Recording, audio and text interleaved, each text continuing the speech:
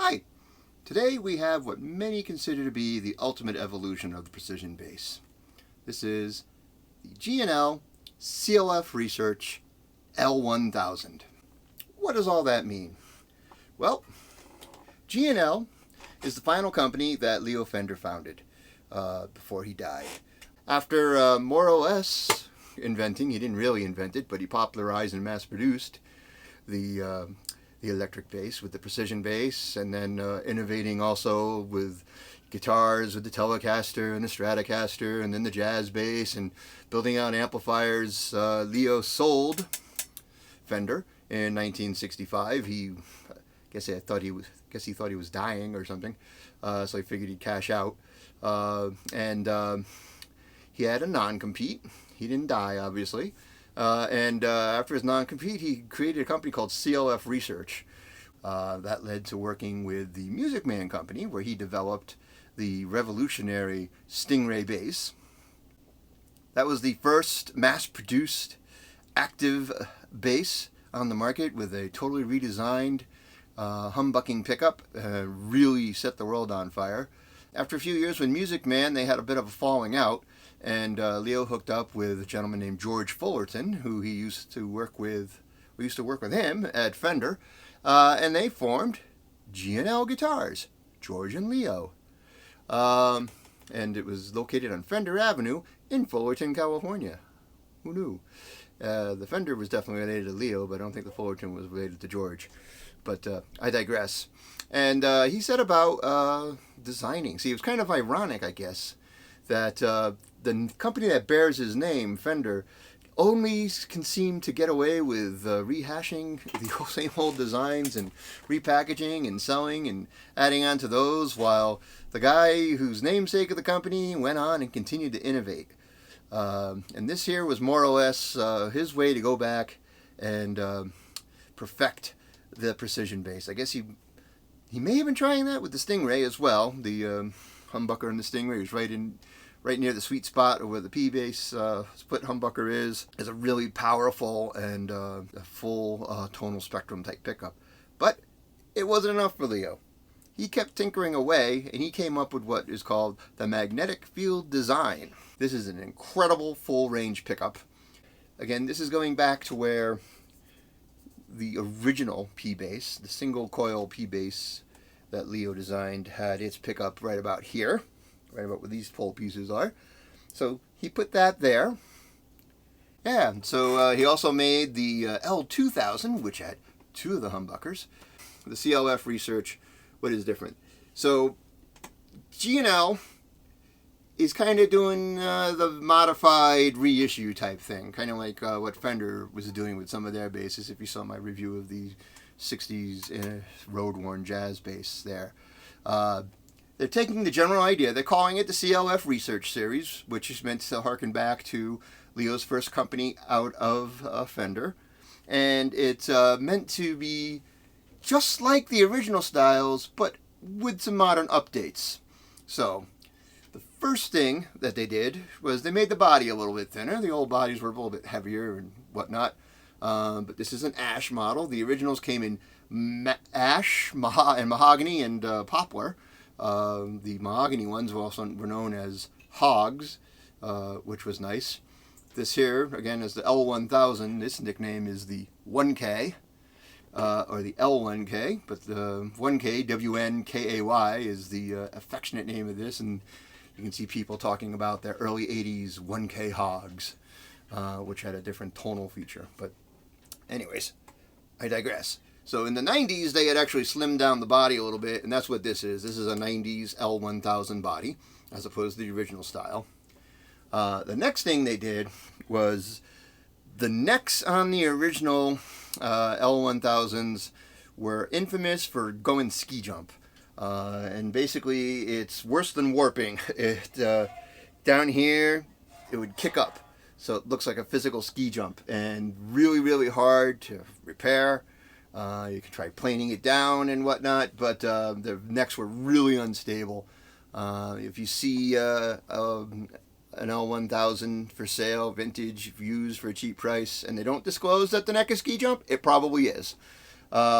But what they did is they put a better dual expanding truss rod in it and graphite reinforcement in the neck. So this neck is much more stable. You can see it's a nice piece of maple. Nice solid piece of maple. You can barely see the seam of the fretboard. If there is one, there's no skunk stripe. So I don't know. I would imagine that, oh yeah, there it is. Okay, I can see the seam. Nice seam here on the fingerboard. Yeah, so that's that. Now the other things that they kept the MFD pickup, obviously. G&L has what's called the saddle lock bridge, which is a big, huge piece of brass, chrome-plated brass that actually has a foot at the base of it here. There's a route in the body that the bridge sits into, so you get a nice, real strong body to bridge connection. Calls it the saddle lock is once you set your intonation, there is a lock screw right here, saddle lock, that screws in and locks them all in place. Similar to what Spectre does, except Spectre, you move your saddles by hand. They're not screw adjusted like traditional ones. But nice, and that's supposed to increase the sustain, I guess. Lightweight aluminum tuning machines, so very nice and nicely balanced. Now let's get down to the magic of this instrument. So the standard G&L tone controls. Now they're all basically passive basses. The L-2000 and some other models, the L-1500, they had preamps in them, but they aren't preamps like you see in other basses. And if I do a video on one of those, I'll get into those, but they have preset EQ curves on them. The way G&L is set up, you have the humbucker. You have the chew switch here. Now this switch is a three-way switch. So what you have with the three-way switch is you have parallel mode. Next one back is single coil mode. So it's just one of the pickups, so you get a little bit of hum. And then all the way back is what's called OMG mode. And OMG mode, again, is there's a capacitor across one of the coils, and it cuts off the treble. So you get a perceived bass boost. So it's much more punchy sound. Again, it is because of the capacitors across one of the coils. The coils aren't even, so you get a hum. So there's not a humbucking going on. So there's still a little bit of single coil hum. Now these controls, again, on all L series basses, you have your master volume, and then this is your treble roll off, and this is your bass roll off. So there are capacitors hooked on here. There's certain frequencies. So as you roll it back, it cuts treble, but leaves bass. This one here cuts off the lower frequencies. So it's reduce only. And pretty much the reason for that is you don't want to boost this. And you'll see when I go to the playing here. I know I've talked way too much, right? There's such a full range of sound out of this pickup. You don't need to boost anything. Everything is all there. So when you hear people talk about EQ, the magic is in the cutting. That's the whole thought of the L series electronics. Now the L-2000 gives you a couple other things with series and parallel wiring and two different types of active modes, but we don't have an L-2000. We got an old school L-1000. So let's see what she sounds like. All right, for purpose of this, I'm going direct out of my Mesa Subway D800, so you're getting the direct sound of the bass, and here is everything. All the way up, master volume up all the way, tone up all the way, parallel mode.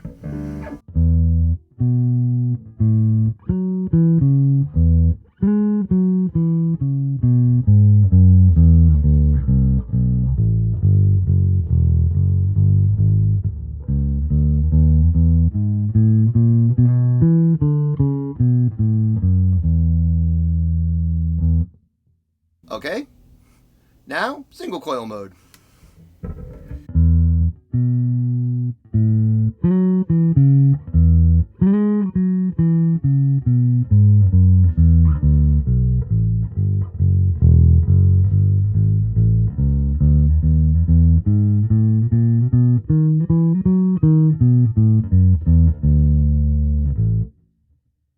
Now, OMG mode.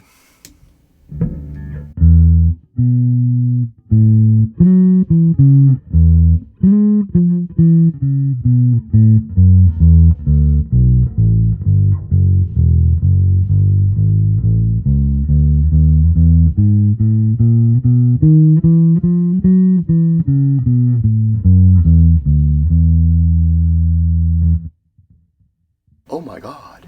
All right, so to show you how the tone controls work,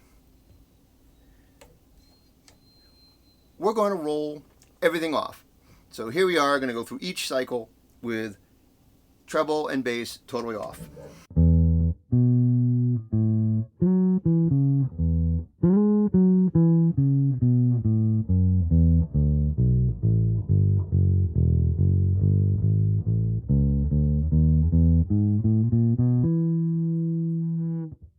Single coil.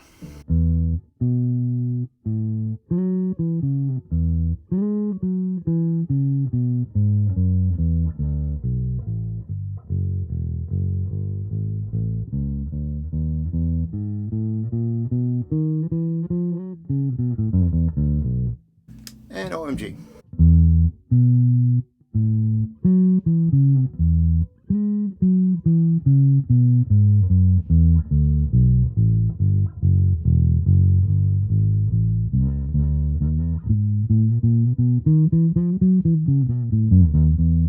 Now, we're going back to parallel. I'm going to roll the treble back halfway.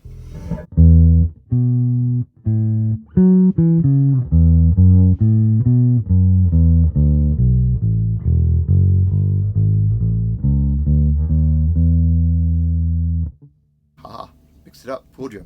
Now I'm going to pull the bass back halfway.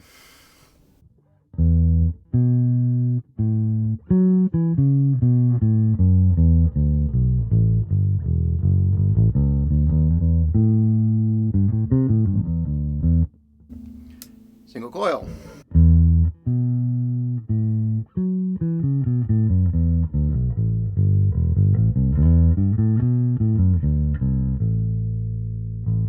OMG.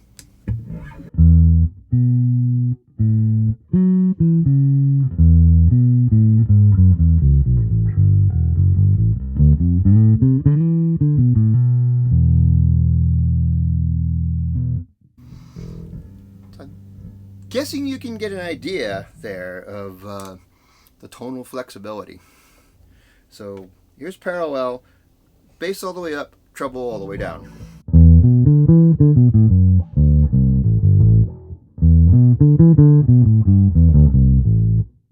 Single coil, same way.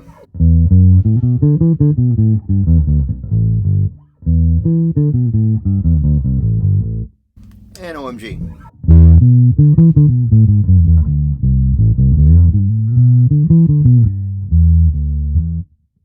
Oh my. Here's parallel with the treble up all the way and the bass down all the way.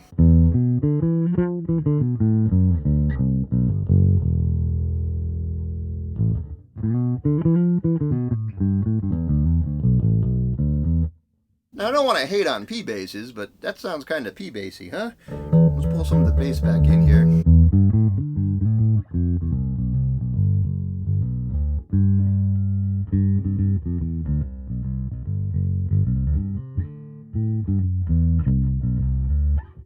That's in single coil mode now. I didn't say when I switched it. I mean, I think you can get an idea that this is a pretty flexible instrument. You can get quite the wide range of sound. I mean, if you want to sound like a P bass, you can. Cut back quite a bit. Like I said, roll the bass back a bit and the treble back a little, and there, and then of course there's OMG.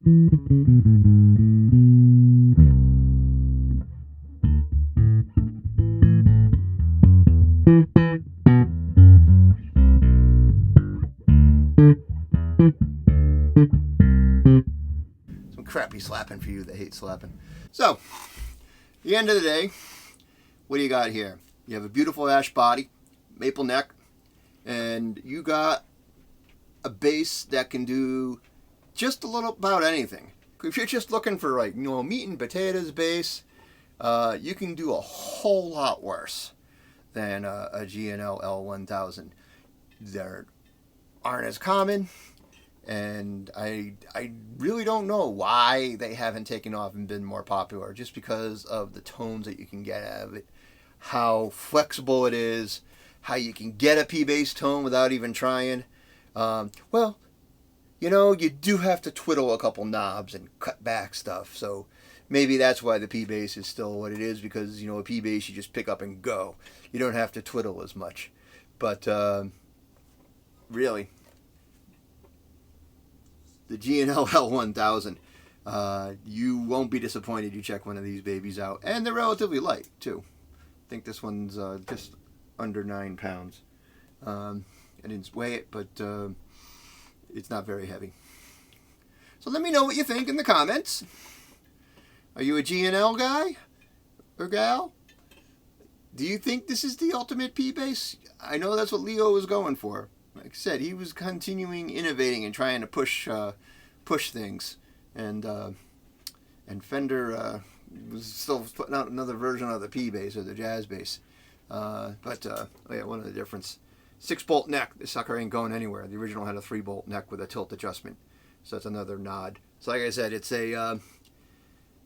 meant to be as much like the original as it can be, with a top control plate and all, but with all the modern amenities of a better neck joint, a better neck, and yeah, this is most likely going to be my number 1 4-string right now.